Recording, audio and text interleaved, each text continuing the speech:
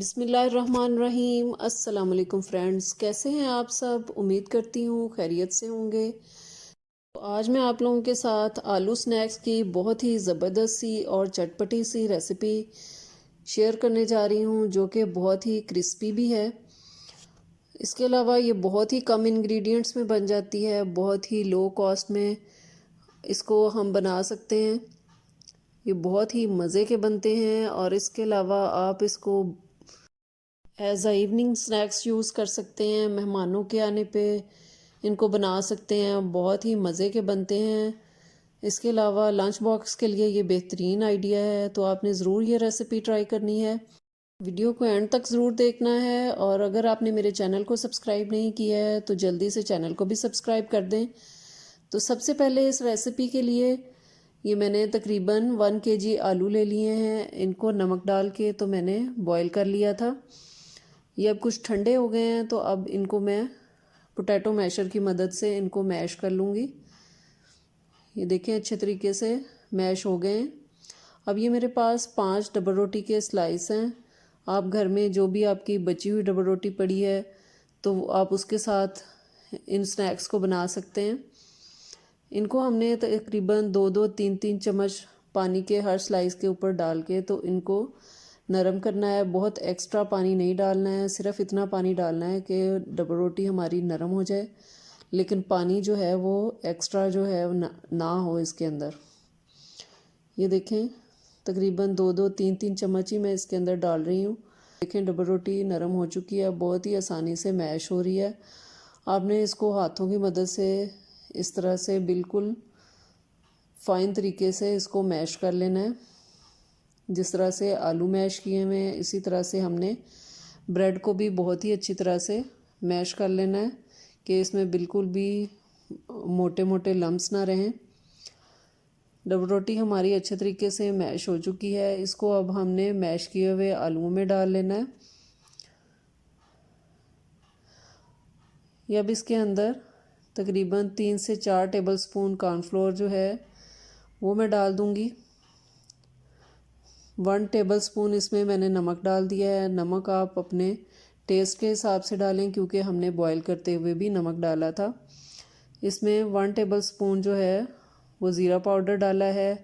1 teaspoon chaat masala powder डाला है। कुटी हुई लाल मिर्च आधा टीस्पून डाला है। 1 टीस्पून इसमें ब्लैक पेपर पाउडर डाला है और 2 टीस्पून इसके अंदर धनिया पाउडर डाला है। 1 टीस्पून इसके अंदर मैंने सुरख मिर्च पाउडर डाला है। इन सारे मसालों को डालने के बाद इसको हम अच्छे तरीके से मिक्स कर लेंगे। कॉर्नफ्लोर को इसके अंदर अच्छे तरीके से मिक्स कर लेंगे। ये सब्ज़ धनिया है मेरे पास मुट्ठी भर के, वो इसके अंदर मैंने काट के धो के डाल दिया है। कॉर्नफ्लोर की जगह पे आप लोग मैदा भी यूज़ कर सकते हैं, ये सिर्फ बाइंडिंग के लिए होता है। इसको अच्छे तरीके से हमने मिक्स कर लेना है, क्योंकि ये हाथों के साथ बहुत ज़्यादा चिपकता है, बहुत स्टिकी होता है, इसलिए आप इसके साथ ऑयल वाला हाथ लगा के तो आप इसको मिक्स कर लें। मिक्सचर हमारा मिक्स हो चुका है। अब हमने किसी भी सरफेस के ऊपर या कटिंग बोर्ड के ऊपर आपने ऑयलिंग करनी है और जो मिक्सचर बनाया हुआ है उसको इस तरह से उसके ऊपर रख के तो हमने शेप दे लेनी है। ये देखें इस तरह से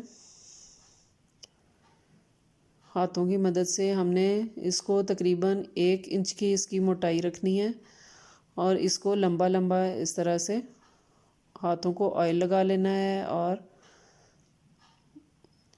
ये देखें ये मैंने रेक्टेंगल बना लिया है। अब हमने निशान लगा लेने हैं।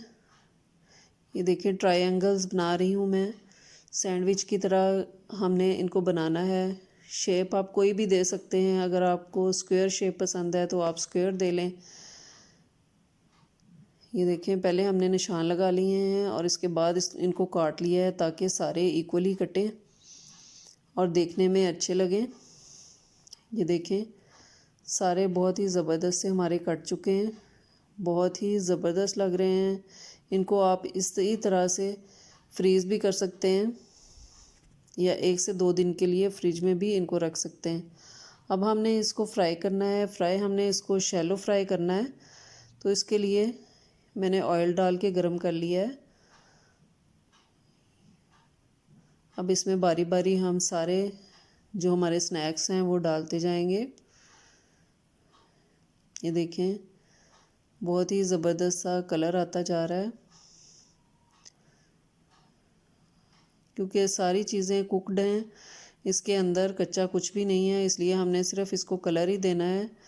फ्लेम को हमने मीडियम रखना है, बहुत ज़्यादा हाई नहीं रखना है, वरना इनका कलर जो है वो बहुत जल्दी ब्राउन हो जाएगा। ये देखें, बहुत ही ज़बरदस्त सा गोल्डन ब्राउन सा कलर आ गया है हमारे स्नैक्स के ऊपर। अब इनको हम बारी बारी निकाल लेंगे। जो हमने कॉर्नफ्लोर डाला था उसकी वजह से इसकी बाइंडिंग बहुत ही ज़बरदस्त हो गई है और ये ऊपर से बहुत ही ज़बरदस्त से क्रिस्पी हो गए हैं।